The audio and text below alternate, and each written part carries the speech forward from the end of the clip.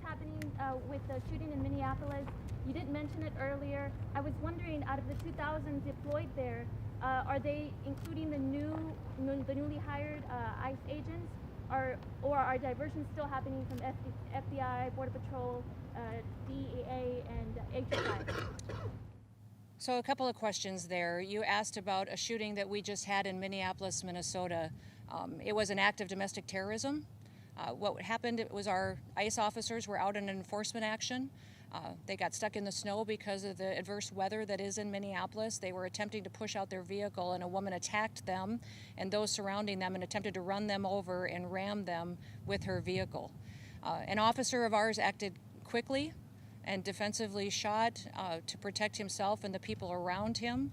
And my understanding is that she was hit and is deceased. We're continuing to gather more information, but this goes to show the assaults that our ICE officers and our law enforcement are under every single day. These vehicle rammings are domestic acts of terrorism. We're working with the Department of Justice to prosecute them as such. We will continue to protect our ICE officers and in cooperation with other law enforcement agencies as well. You've seen me in the last couple of days deploy over 2,000 more officers to the Minneapolis area. And in the last 2 days, we've arrested hundreds and hundreds of dangerous criminals. Not just fraudsters who stole from the American people billions of dollars and put it in their pockets and enriched their friends from overseas and themselves, but also individuals who committed acts of murder and rape and trafficking and drug exploitation and child exploitation. So we're going to continue to do our work.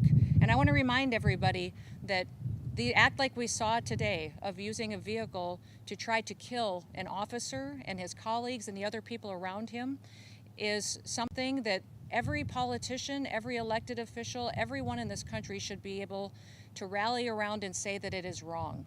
And that sanctuary cities and sanctuary states that protect individuals who do that should no longer be allowed. That those individuals that are in leadership positions in these sanctuary jurisdictions need to work with us to make sure that every single person that's out there enforcing the law can be safe, but also so that all of our citizens can continue to be safe too. Domestic acts of terrorism like this will not stand, and I'm grateful that we have the leadership in Washington, D.C. that recognizes it, and will make sure that it's working to keep every single community safe, regardless of who's in charge in that city. President Trump gets up every day and will work to keep people safe, whether they're in a red state or a blue state or in a city that has a Republican mayor or a mayor that has a Democrat mayor. He's going to fight for every single American to make sure they live in a safe community and can raise their kids without fear.